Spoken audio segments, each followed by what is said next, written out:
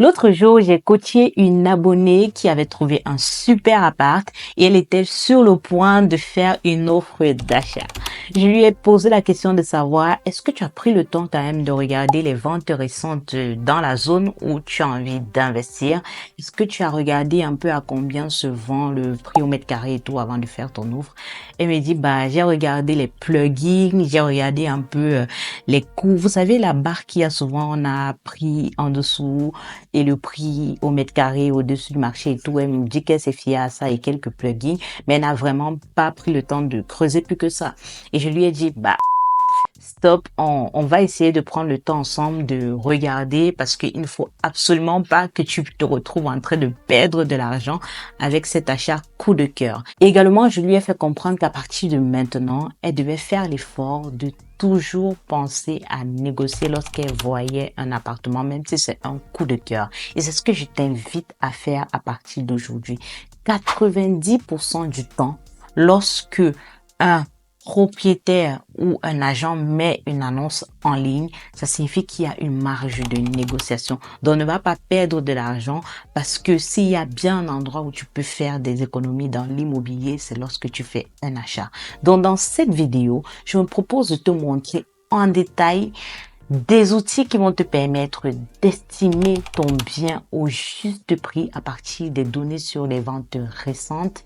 Et si tu restes jusqu'à la fin de la vidéo, je vais également te donner 3 erreurs que tu dois absolument éviter lorsque tu te lances dans un investissement immobilier locatif.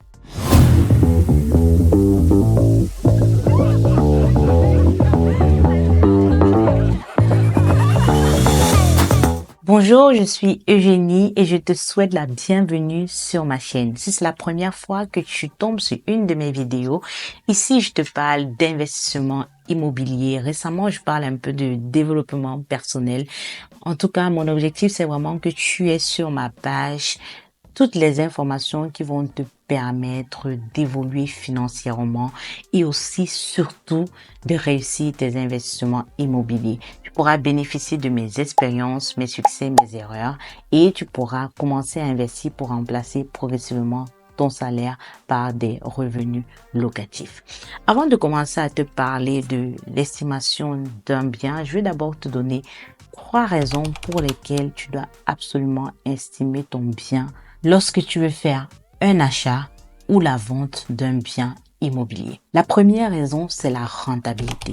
Si tu veux avoir un maximum de rentabilité, il faut absolument que tu fasses une bonne affaire dès l'achat de ton bien.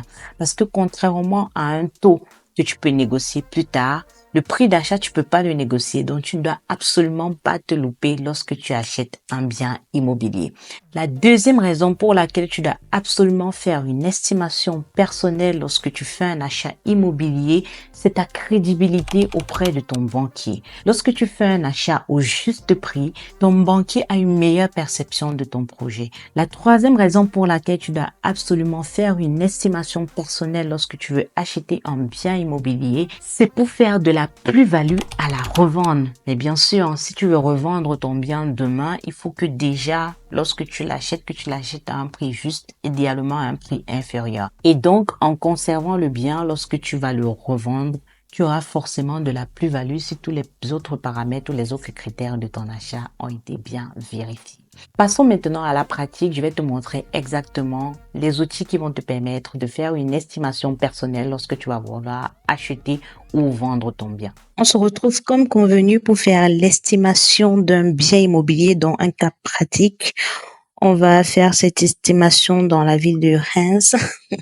J'aime bien la ville de Reims. Donc là, on va filtrer, on va affiner un peu notre recherche. L'idée n'est pas ici de montrer comment on fait la recherche d'un bien immobilier. C'est pas le but, c'est vraiment de se concentrer sur l'estimation. Donc là, boum, je vais chercher un truc à 100 000 euros. On va mettre un minimum d'une pièce, on va mettre un minimum d'une chambre.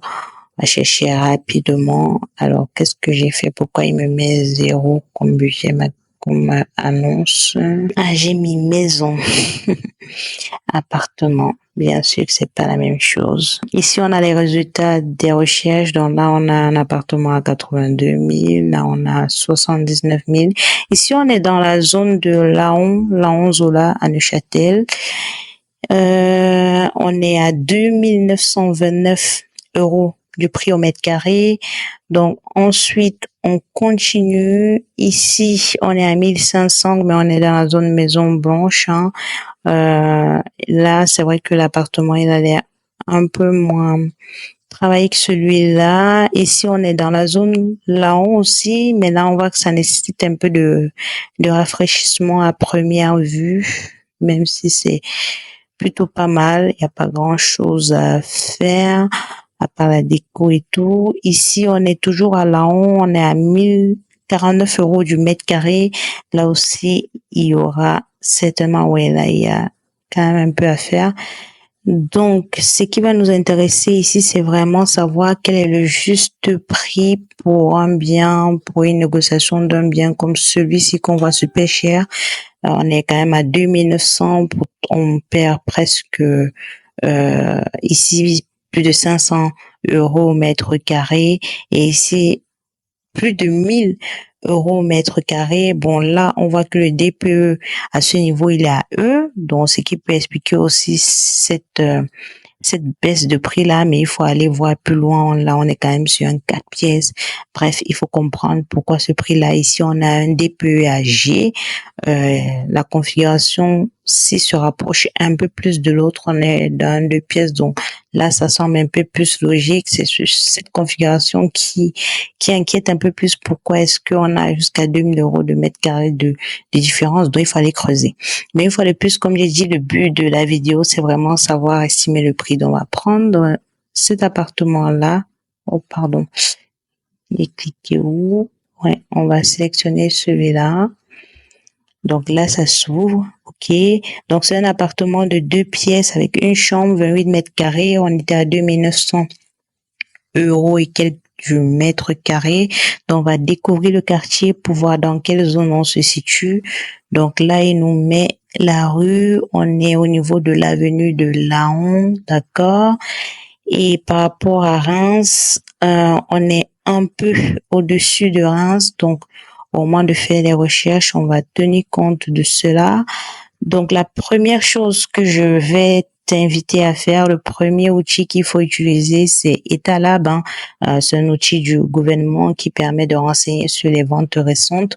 Donc, au niveau du département, on va aller chercher Reims. Donc, c'est dans Marne et ensuite la commune, tu vas sélectionner Reims. Alors, pour la section cadastrale, comment tu vas faire? Tu vas essayer de repérer Reims déjà. Hein, et par rapport à ce qu'on a vu tout à l'heure, on a vu que c'était un peu au-dessus de Reims. Donc, en général, quand je vois Champigny, je sais que Reims n'est pas trop loin.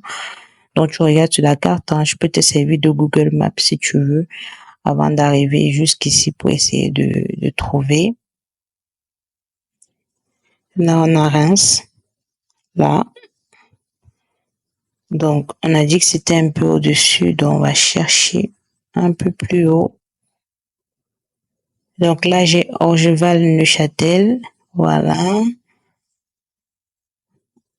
Là, j'ai Orgeval-Neuchâtel. Ici, il y a l'avenue Neuchâtel. Normalement, l'avenue Laon ne devrait pas être très loin. On va chercher. Hop.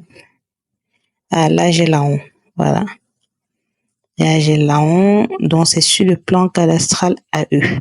Et tu vois là, ça va directement te prendre AE là. Donc là, tu es exactement dans la zone, le quartier indiqué là. Donc tu es dans cette zone cadastrale là. OK.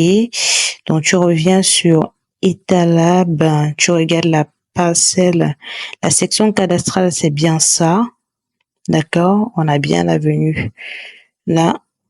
que je peux voir ici. Maintenant, tu vas regarder les parcelles. Je sais pas du tout où le bien est situé, mais je vais supposer que tu as une adresse et supposons que le bien il se trouve quelque part là. Donc, on va essayer de l'estimer. Ici, qu'est-ce qu'on a? On a des ventes qui ont eu lieu en 2024, donc l'année dernière. Ici, on est sur un appartement 66 mètres carrés. On a 112 000 euros je suis en train de faire sur la calculatrice en même temps, hein. Je suis sur un autre écran, donc ça se voit pas, c'est normal. Donc, divisé par 66. Là, ici, on est à 1696 du mètre carré. Donc, on est 1000 euros moins cher que ce que le vendeur y propose. Ici, on va regarder au niveau de l'avenue Laon également. Là, on est 26 janvier 2024, on a 140 500 pour 67 mètres carrés. Donc, je vais te faire le calcul. 140 500 pour 67 mètres carrés. Et là, tu as en 3 pièces. Hein.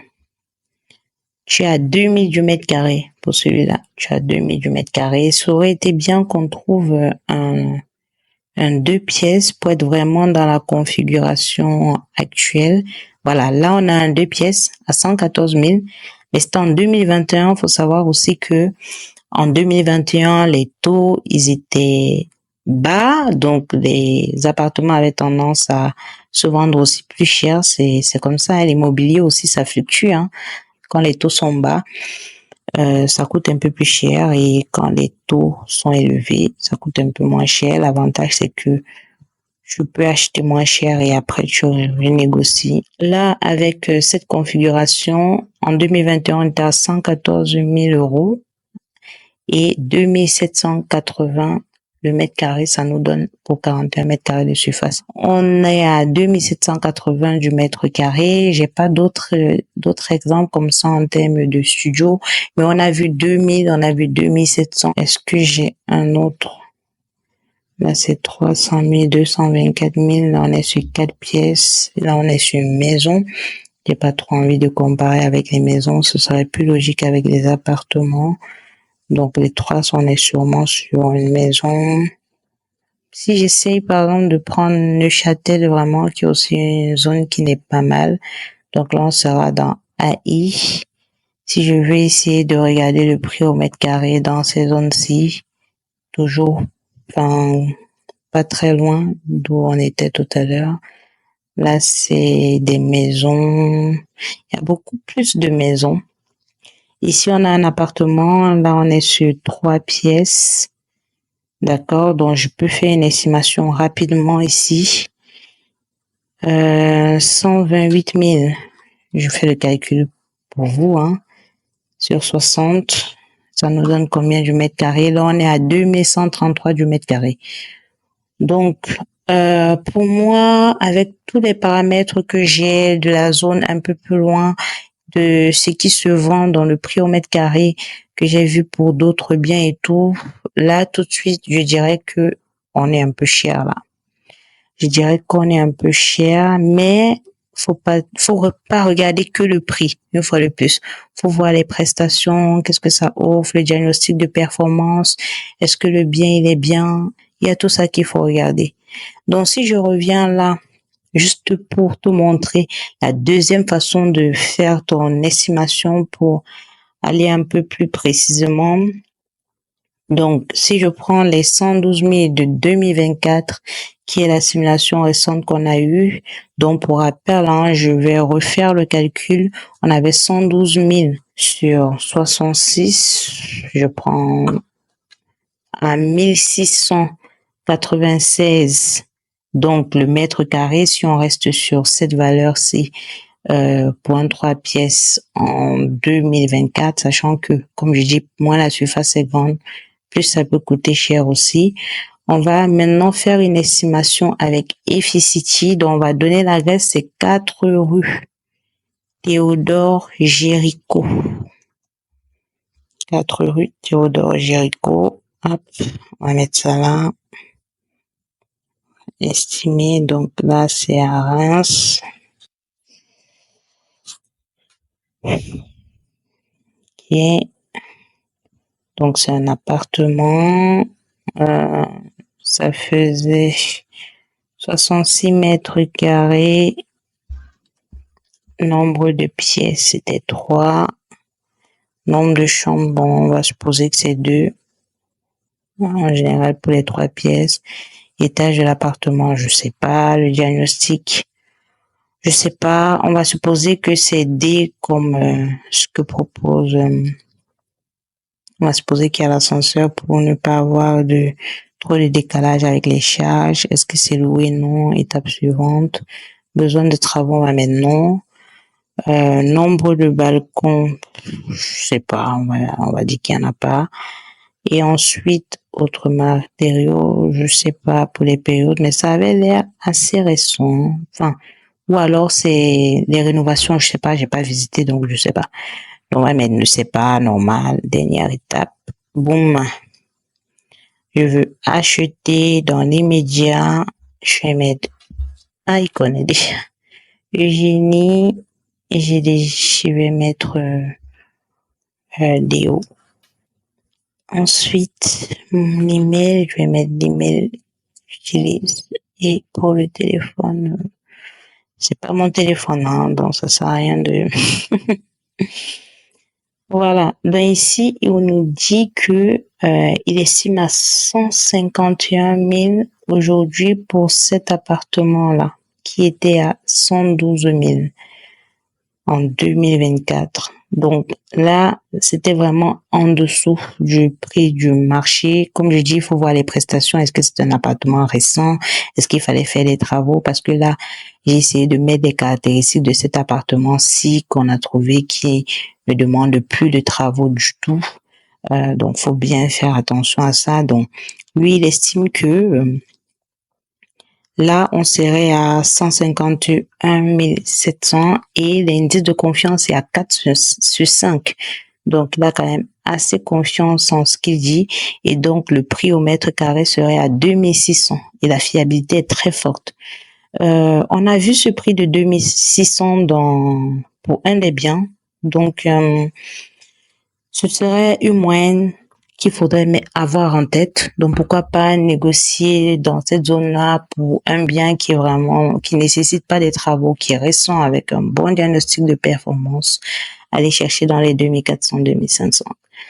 Lorsque tu veux acheter, surtout pour investir, entre 2300, 2500 du mètre carré. Voilà, si tu veux pas faire de travaux du tout. Voilà.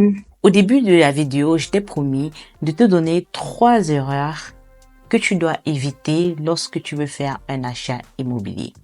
La première erreur, c'est de ne pas comparer les biens qui ressemblent aux biens que tu veux acheter. Il ne faut pas que tu te fies uniquement au prix que tu vas voir sur l'annonce. Il faut vérifier aussi les configurations du bien que tu veux acheter. Le nombre de chambres, les salles d'eau, les salles de bain. Est-ce que c'est vraiment 2 biens qui sont équivalents pour le prix qui est affiché? Est-ce que c'est le même type de prestation offerte dans les 2 biens que tu vas avoir à comparer? La deuxième chose, c'est de ne pas faire attention aux frais cachés lorsque tu veux faire ton achat. Au-delà du prix du bien, il faut bien que tu fasses attention aux intérêts bancaires. Fais attention quand tu fais tes négociations. Crois-moi, c'est super important. Fais attention aux frais de notaire. Donc, prends bien l'enveloppe globale lorsque tu veux faire ton achat. Fais attention aux charges de copropriété, à la taxe foncière. Tous ces coûts-là viennent se rajouter au projet. On a souvent tendance à se concentrer uniquement sur le prêt. Pourtant, ces frais que tu vas devoir endosser, ces charges en fait que tu auras chaque année doivent être complètement intégrées dans ton projet immobilier. Ne l'oublie pas, ok? La troisième erreur que je souhaite également que tu évites, c'est de ne pas vérifier l'évolution du quartier, l'évolution de la zone dans laquelle tu veux investir. Investis en regardant la tendance de la ville. Est-ce que c'est une ville montante? Est-ce qu'il y a des projets qui arrivent? Est-ce que c'est une ville qui est attractive? Vérifie chaque chose qui peut faire en sorte que ton bien puisse être valorisé plus tard. Donc voilà, j'espère vraiment que cette vidéo va t'aider. Si tu veux aller beaucoup plus loin, j'ai mis en place un guide qui pourra t'aider vraiment dans ta vision stratégique de l'immobilier. Il est à dispo gratuitement. Tu peux le télécharger en cliquant sur le lien dans la barre de description. Ça va vraiment t'aider à poser ta vision, à avoir une vraie stratégie, à te projeter aussi sur le long terme et à ne pas te lancer dans l'investissement immobilier n'importe comment. Donc, je t'invite à le télécharger et à le lire et aussi à me faire un retour. Et si tu veux échanger avec moi, n'hésite pas à réserver un appel découvert. On pourra échanger sur ton projet, on pourra voir quelles sont tes ambitions au niveau investissement et je pourrais te donner quelques conseils qui pourront t'aider potentiellement dans tes investissements immobiliers. N'oublie pas de t'abonner à la chaîne, de donner de la force et laisse-moi également un commentaire, d'accord? Abonne-toi, laisse un commentaire, dis-moi ce que tu as pensé de la vidéo. Est-ce que ce format t'intéresse? Est-ce que tu as des questions? Est-ce que tu as des sujets que tu veux que j'aborde? Donc, faut pas hésiter. Donc voilà, on se retrouve pour une prochaine vidéo. Bye bye!